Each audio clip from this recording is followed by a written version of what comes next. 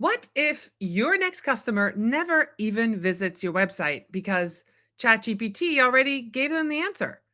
Google isn't the only search engine anymore. And if your brand isn't showing up in AI tools like ChatGPT, Perplexity, or Google Search Generative Experience, you're invisible where it counts. In today's episode of Strategy Talks, I'm joined by Jason Khoo, an AI visibility strategist who helps brands get discovered by large language models without bloated SEO budgets or endless blog posts.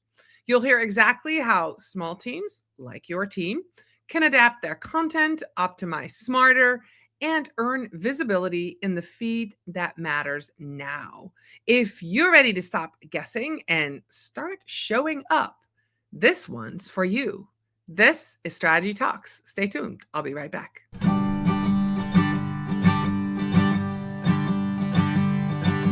Let's strategize together.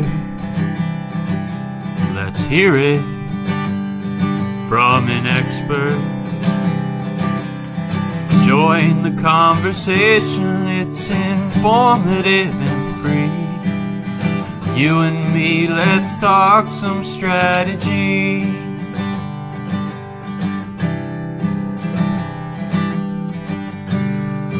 Now here's your host, Dorien Morin-van.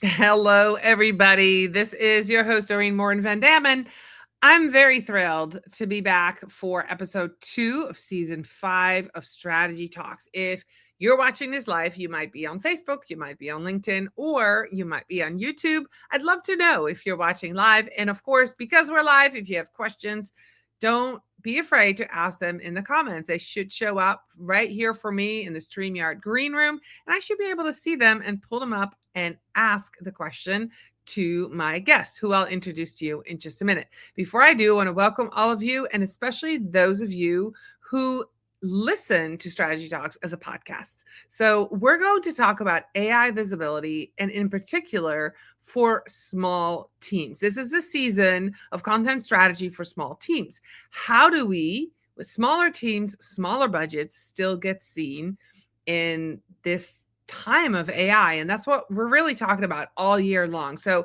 an AI visibility strategist is meeting us today right here on Strategy Talks. So I'm going to introduce to you Jason Khoo. How are you today, Jason? Hey, I'm doing good. Awesome. So we're going to talk about AI visibility. So let's start out with, is there a difference right now? I keep saying, this is content strategy for small teams. This is the season 2026. Is there a big difference when you have a huge budget and a small budget in what you do? Or is it just bigger budget, you can do the same thing, but more of it? Or is there really a difference in the ability to be seen? Yeah, much like any other marketing capacity, I'd say in the early days of AI visibility, smaller teams with smaller budgets can punch up in weight class, but AI visibility quickly is becoming, and you talk to a lot of the people who are researching this, it's really similar to SEO. If I wanted to be more saying it with my chest, it's pretty much SEO squared. That's what AI visibility is. So at a certain point, bigger budgets will, lend to more content, more of everything, and it will be more successful. But I will say to those listening and from my own experience, we are encountering opportunities on the AI visibility front that, quite frankly, have surprised us, that are not more competitive, that have not been more taken advantage of. And so I don't want to be like over dramatic or everything, but there is an element of gold rush who can get there first. And if you can get there early and optimize, those with smaller budgets can do a lot. And there are clients that we've worked with where it doesn't seem like budget is the issue right now of deciding factor of who's winning at AI visibility. Oh god, this will sound so corny, but it's good. It's really the teams and brands that are willing to gamble, roll the dice, and try something new rather than waiting for the big SEO publications and brands to publish articles about what they should do. Because yeah, it's really the gumption and the, I don't want to call it bravery, but the willing to really try new things and put the R&D work in is what we're seeing do well. Now, if you don't do any of that and no one's doing anything, yes, then the big budgets are winning right now. But if you're willing to kind of try some stuff, this is the time, and it's working. No, that's great. Actually, before you kept talking, I was like, "Oh man, agile." I'm an agile marketer. We talk about iterations. We talk about, fast to market, not first to market, but fast to market and adapting and being curious. And so everything you say makes sense, right? And I've experienced that myself. I've talked about it. If you're following this on LinkedIn and you've seen some of my posts last year, I really made a lot of changes in my podcast because this is a video podcast first, but the podcast was kind of like, the stepchild who just didn't get as much attention as it should have. And so last year, I really gave it a lot more attention, and just those small iterations of changes that I made really exponentially grew the podcast downloads and visibility. And so I totally get that even with a small budget, when you're willing to make those, when everybody goes zig, you go zag, or, when you're trying new things and digging deep and testing, that you can really make a difference. So I love hearing that. That's really great. So what are some of the core signals, right, that Google, ChatGPT, Perplexity actually look at, and how can somebody start optimizing for them today? Because you just kind of threw something out, you're seeing some things. We want to know what you're seeing. You just mentioned in the green room, you are really deep into this. You did reporting to your clients. Let's hear it. What are you seeing? Yeah. So, and what Dorien's talking about is we're doing our quarter reviews. It's because it's January at this episode. So I've been doing a lot of AI discussions with clients on a granular campaign level. Cutting right through to it, because I think what everyone wants to hear is not some long-winded, like, oh god, well, let's look at the journey. Really, you care about AI visibility if you're listening to this, and so we'll just cut right through to it.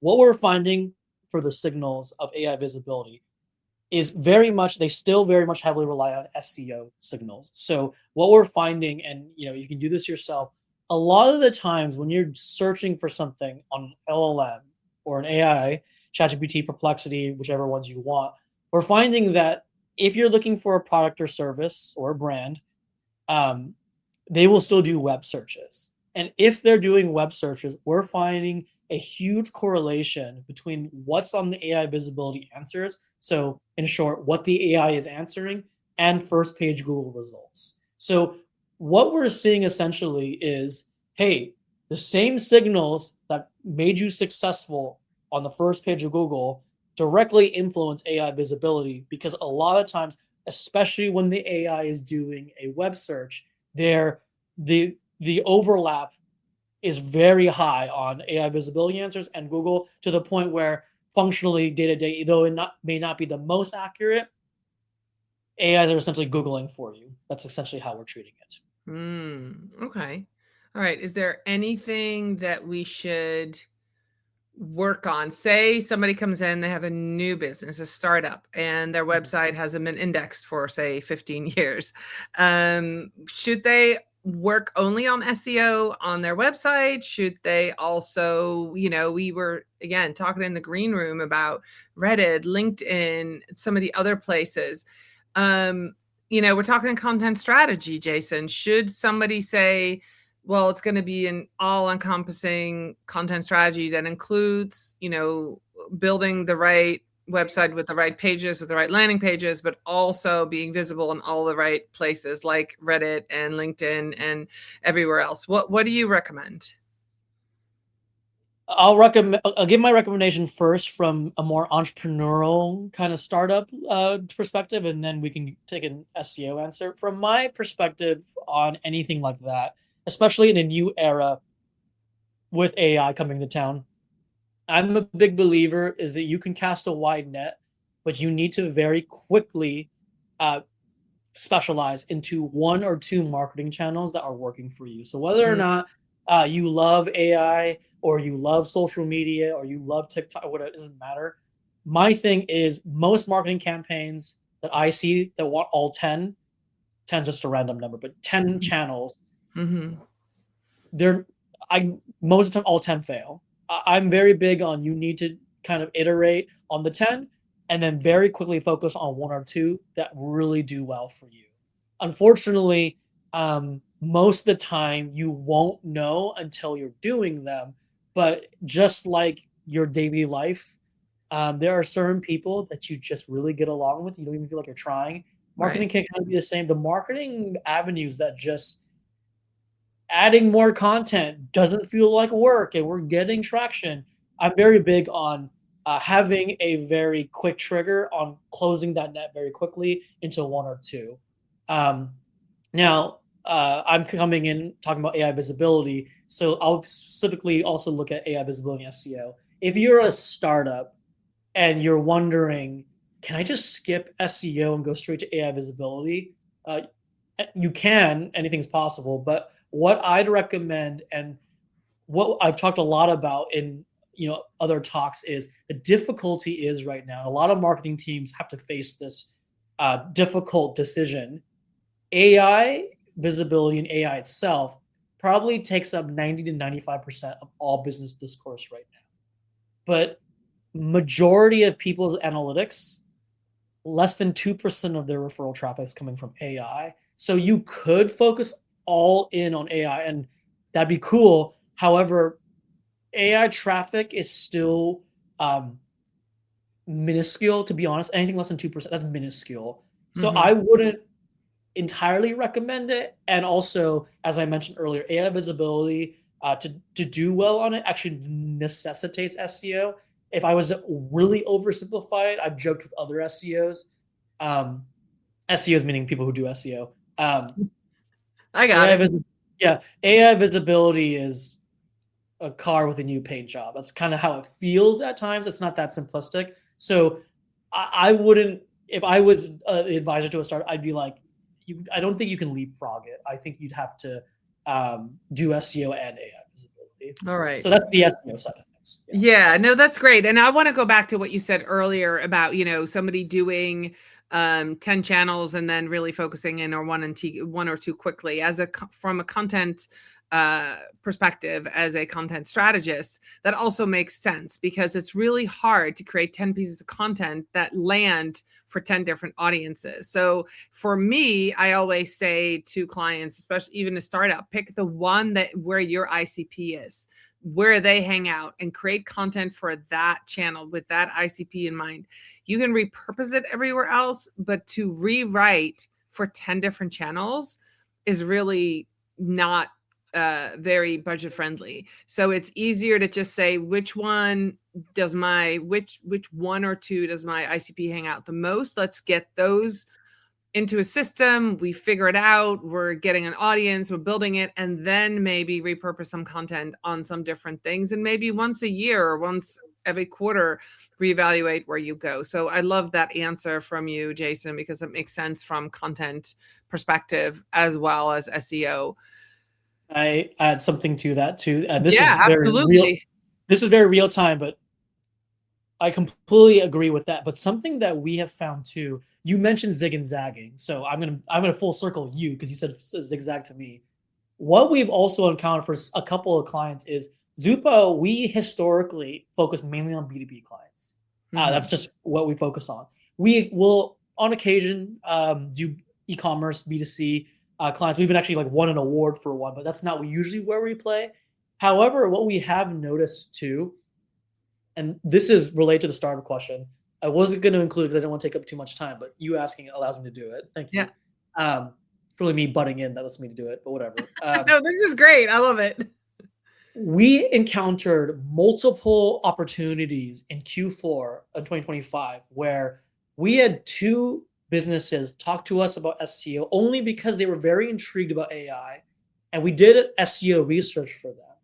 And these two companies were historically ICP is going to be on social media and the likes, right? And I won't name the companies to keep it private, but it was a jewelry company, the tea company.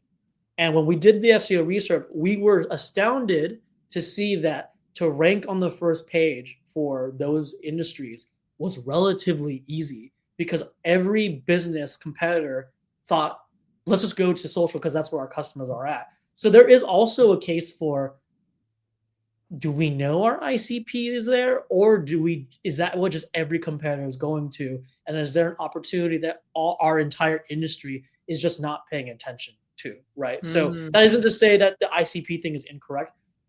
We've just encountered this, and this has actually blown my mind from a business owner perspective because I'm like, what else is there that's been untouched? I'd also encourage startups and small businesses. Sometimes people are avoiding a channel unknowingly, and that channel can be your blue ocean strategy, that one book and concept, because everyone just thinks to go this way and you go that way. So I just wanted to include that because we've learned a lot on the SEO front. We've been I literally said word for word to one of these people. I said, it's 2026 and the competitiveness is that low. We were like, we should have started this immediately. So there's also that case. Yeah, no, as a content strategist, I always do competitor analysis, and I don't do it because I want to copy what everybody's doing. I want to find out what they're not doing and where the opportunity is. So I love this conversation. Absolutely true. People used to come to me and say, oh, I want to be on Pinterest. And my question was, why do you want to be on Pinterest? Well, so-and-so told me to be on it. I'm like, that is not a good reason. But when we figure out if none of your competitors are there and there's an opportunity for you to get web traffic, then maybe we can be there, right? But definitely want to look, we don't want to do and copy your competitor's playbook. We want to do something else. We want to do something innovative, something different. Because if we're doing the same thing as them, but we're a startup and we have less budget and we have fewer years, it's going to be almost impossible to compete with them. But if we're different, it's going to be much easier. So this is a great conversation. So you just mentioned AI audit or a visibility audit. Could you walk us through real quick? Is there a tool to use or, a red flag to see or an opportunity? What do you do when you do that? I mean, you don't have to explain your whole process, but can you give us a little bit of background? Yeah, I'll answer, I think, the spirit or essence of it. Everyone probably is doing some sort of an audit. And what I mean by that is tongue in cheek, that you're probably asking ChatGPT about yourself or whatever. And that is a version of it, although I don't recommend that. Shout out to Garrett Sussman from iPullRank. Last year at SEO Week, he showed a case study. He's the SEO director at an SEO agency, and he asked it, hey, what B2B SEO agency would you recommend? And ChatGPT said iPullRank, his agency. And he asked it, why did you recommend it? And they said, oh, because we know you work there. So it's one of the more dumb ways to look it up. And so that's a great example.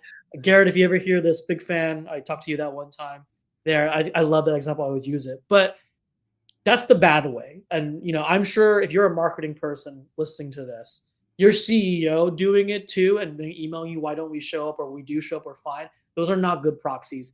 The way to do an AI visibility, there are free tools like HubSpot. I think I hear about that one a lot.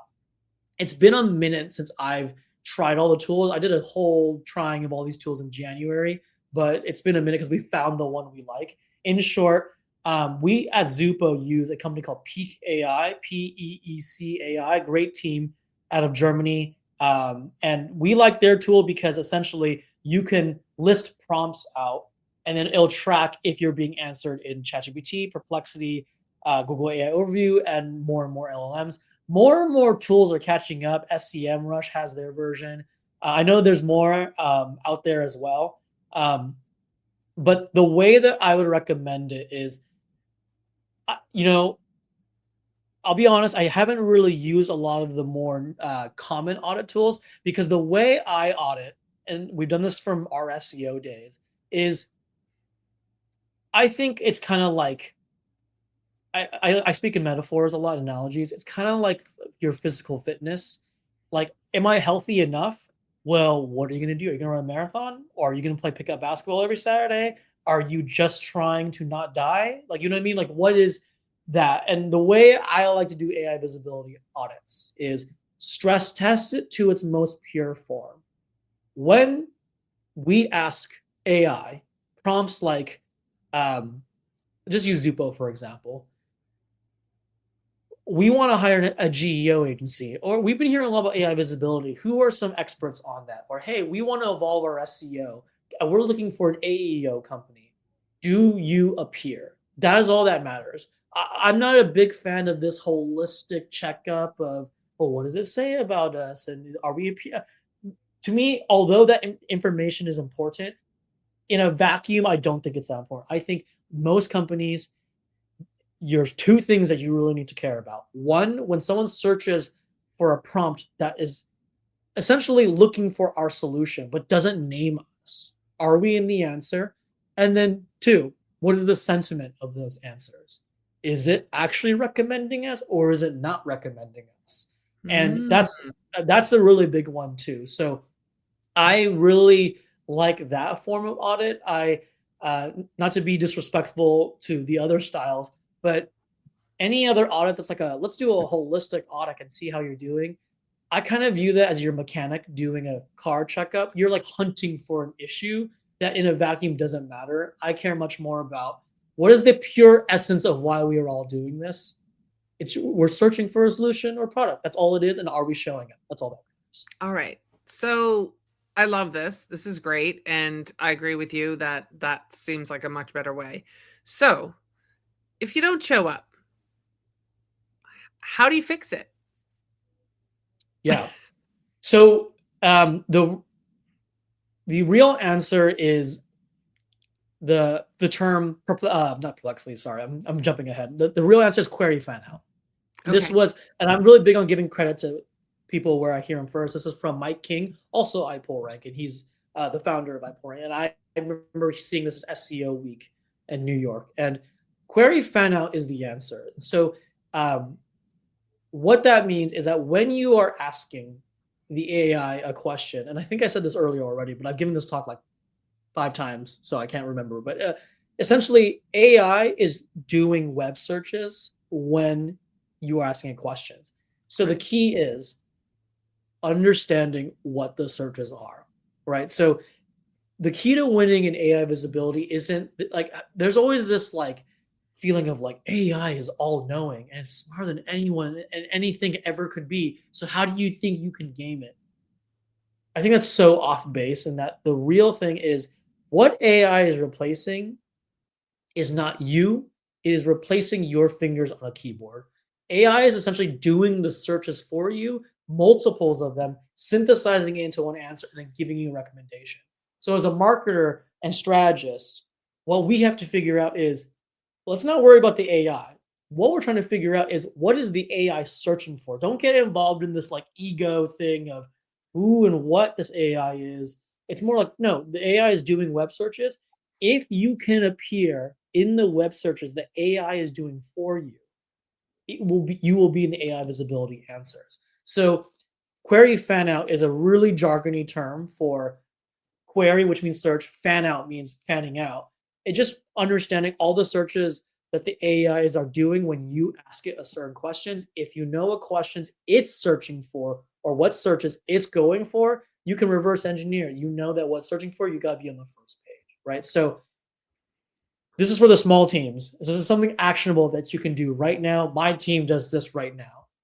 Perplexity will actually tell you searches it does off your prompts. So what you can go do is if you want to stress test exactly what I just spoke about, ask Perplexity a related prompt that you want your brand to appear for. Perplexity will tell you what it's searching for, and it gives you the roadmap to, okay, well, we got to make sure we got to rank for those things. Wow. That's a great tip. So recapping that, if you want to do that query fan out, you said, Yeah. right? That's what you called it. Use the tool Perplexity and find out exactly how they're searching for you, for how you want to show up. And the reality is a lot of people have also changed, or they are changing how they speak into Google, or what they type into Google, and how they ask AI. So understanding that people go is more of a conversation that they're having with AI versus, I used to say, how to sew on a button, and a YouTube video would come up, but if I was talking to ChatGPT, I'm like, hey, my button keeps falling off. I think I might need to learn how to sew it on. What's the best way to learn? Right. And I'm not necessarily looking for a video. I just want a quick way to fix the problem that I have. So understanding also how your customers and how people are looking, how they're talking into a tool like that, is also going to be helpful. My thought. This is great. What a great conversation, Jason. All right. So is there a mistake that you see people make when they maybe, with SEO, especially 2025, we just finished a crazy year in marketing. Let's just say it out loud. 2025 was crazy.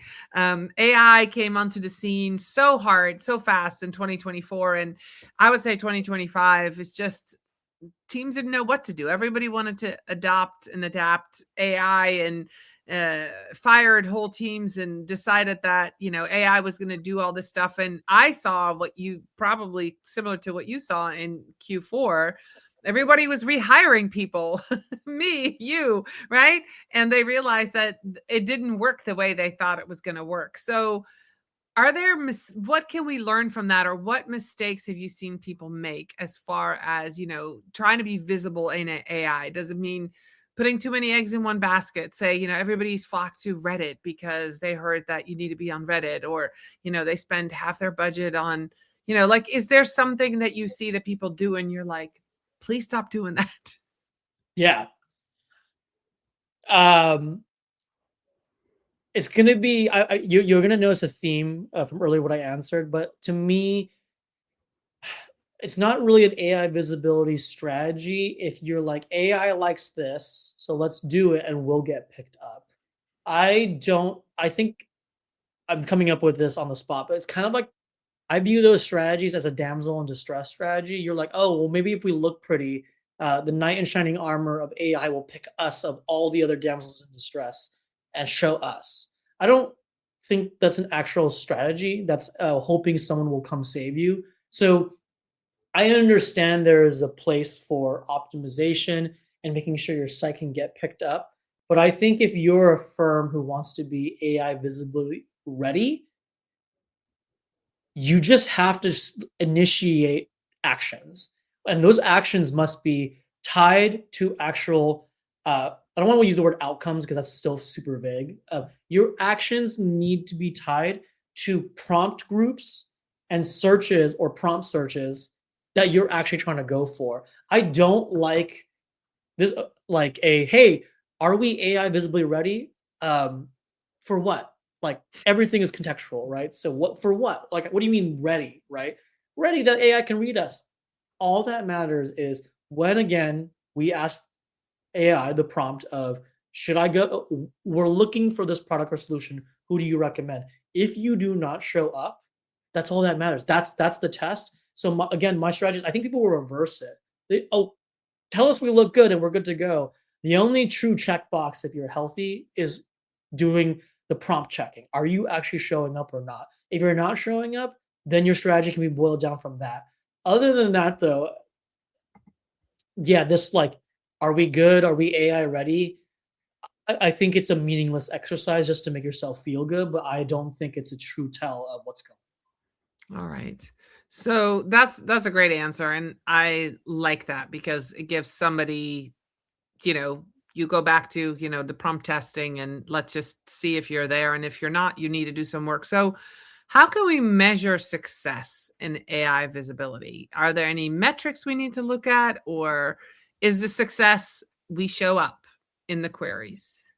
Yeah, in short, yes, it's if you show up. The metric that is the one to use right now is AI visibility percentage, how often you're appearing. Mm, AI can often respond to a question differently, even if you ask the same question twice in a 5-minute period. So Mm. the real measurement, as opposed to like traditional SEO, is Google rankings. Where are you? You want to be the first 10, ideally higher up on 1 and 2. AI visibility is a percentage score, where how often are you appearing when being asked. Obviously, you want 100%. Right now, because we're so early, we deem anything above 50% good. 75 is very good. Again, if you could do 100, wonderful. That's where we really like to play. A nuance I really care about. This is debatable. This is my personal opinion of it. I don't consider you ranking in sources as a victory. If you are ranking in the sources and citations, but you're not in the answer, I don't deem it a victory, because I don't think users are going to sources. I think they're Mm. pretty much just looking at the answer and moving on. So there's a lot of these temptations or things that can take you off the path. I really only care about AI visibility. Was the percentage time we are in the mention. Sources is great, but it's just how often are we appearing in the answers itself. And then if you're really good, you're already getting 100%. What you then could care about is, when AI visibility gives the answer, are we first on the list? Are we second Mm. on the list? Um, that's if you're tax squad elite, but I don't think you need to worry about that just yet. Just worry about your visibility percentage. Again, we use Peak. SEMrush has their version. I know there's other tools out there. Some of them I've met you before. I apologize. I'm not saying your guys' names. It's just haven't tested a lot of these guys. But visibility percentage, which is a percentage score, not a flat number, like ranking position, percentage score. That's how I would encourage you to measure it. If you don't want to use a tool because you just don't have software budget, you could jimmy rig it and do a little bit more guerrilla marketing style. What I would recommend on that front is ChatGPT and Perplexity. I think all of them do actually have a like their version of incognito. I think they call it temporary chat. You could do a temporary chat, and what you could do is ask it the same question, 10 times over a 48-hour period, 24-hour period. You can pick the time period, and then document the answers and then check it yourself. I don't really recommend it, but I had my days of guerrilla marketing when I had no budget, so you could do that as well. All right. That's actually a great thing. I've got one last question for you. So before we wrap it up, Jason, looking ahead 6 months, 12 months, what changes do you expect in how brands get discovered in AI feeds? And what should small teams prepare for right now? If you can forecast anything for those that might be listening, especially in January 2026, but maybe a couple months down the road, if they find this podcast or listen to it and they're like, man, Jason Khoo, he was on the ball, we need to be doing this. What would you recommend people work on? Uh, this is definitely a receipts question. I'm definitely going to get it wrong. I'm a terrible bettor. That's why I don't bet on anything. So I'm just putting it out that I'm probably going to be wrong. But to me, the biggest update happened in the last, I think, 4 or 5 days. ChatGPT announced they're going to be rolling out ads on ChatGPT. This came from their own company blog. So it's finally happening. I thought it was going to happen earlier. Why that's so important as an SEO is, right now there is no data on prompt volume. So we don't know how much a prompt is being used and so on and so forth. If history repeats itself, Google only came out with search volume and that info when they came out with Google Ads, because they needed to Mm. provide that to advertisers. With ChatGPT coming out with ads, we are hopeful that in the next 6 to 9 months, maybe a year, prompt maybe it won't be prompt volume, but some version of that data will come out, and that we'll have better ability to understand what the highest frequency of prompts are. Um, and I understand, for those who are really nuanced, little words here and there can change a prompt, but you can still do the essence of a prompt. Also, attribution should get a lot better. Right now, attribution for AI is very difficult. And what I mean by that is, if you use AI right now, and you ask it to recommend you a brand, more often than not, it does not give you a link. It just tells you the brand, and then you have to go onto Google or directly to the website. And more often than not, you don't know the URL, so you can Google it, find them, go to the site. That in analytics will be sourced as Google, which is not accurate because that actually should be AI first. I don't see, if you're ChatGPT and you're these AI brands, I'm not letting another company or channel take attribution because I need to prove to advertisers that that was us doing it. So I do see attribution and referral traffic increasing for AI. And I think, what does that mean?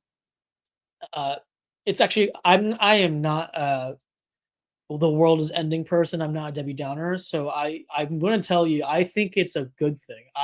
We are all operating somewhat in the dark with AI and SEO. AI visibility, and of course, like SEO derives from it. But with ads coming out, I do see a much more clear path because they're gonna be forced to if history repeats itself. And I'm a very big history will repeat itself kind of guy. Wow, this is so good. I saw that it came out and I was like, so what are the consequences? But I didn't even think about ads coming onto a platform is forcing the platform to be more transparent with their data. That makes sense because people are Yeah, they're expecting people to give them money. So yeah, that makes sense. I mean, there are always going to be people who are going to give their money to the platform without expecting any data. But there's a lot of people who won't until they see some data. So, and especially big decision makers, they're like, well, we'll test it a little bit, but in order to extend the budget, we actually need to have some numbers. So that makes a lot of sense. I love how you tied all that together. So we've come to the end of this. This was a great conversation, Jason. I really appreciate it. This is another great one to kick off season 5 of Strategy Talks. Before I'm going to let you tell people how to contact you if they want to work with you or learn more or follow you. I'm going to put this banner up. I just kicked off a community on School for Strategy Talks where viewers, listeners, and my guests can all come together and continue conversation. So join that community. If you're listening to the podcast, the link should be in the show notes. And of course, if you're watching this on the replay, the community will be in the show notes as well. Jason, how can people find you? You mentioned your company, so go ahead, mention that again. And where are you most active on social yourself? yeah. I'm Jason, which I'll do the intro again. So I'm Jason, of course. I run an agency called Zupo, which is actually a namesake for my great grandmother, my Zupo. So Zupo. You can find us obviously on Google because we do SEO and AI. You'll find us there because we're doing a lot of work there. In terms of social media, I am a weird millennial. I'm not really on social media. You can find my Insta, but I don't think a post has been on in like 3 years. Um, you just want to find me on LinkedIn. I post a lot of my talks and my findings on LinkedIn. So if you want to learn more about AI visibility, I'd highly encourage you just go to our LinkedIn. You can always email me. I'm not going to give it out, but you can always, it's pretty easy to find. On LinkedIn, I think can tell it to you once you connect with me. But yeah, LinkedIn's the way to go. I'm based in New York City. So if you ever have a conference here, I'm often around and I'm happy to always meet up, or I give talks in the area as well. So you can always find us there. But yeah, that's probably the best way, either our website or LinkedIn.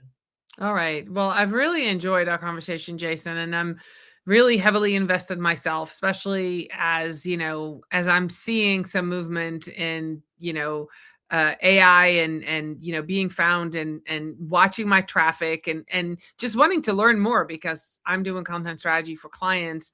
This has been eye-opening to me, and I would love to have you back in 6 to 12 months and see if any of those predictions came true. But this was a fascinating conversation. If you guys have watched this live or on the replay, let us know in the comments that you were here and that Jason was helpful to you. Don't forget to join the school community, and I'll be back next week with another episode of Strategy Talks. Bye, everybody.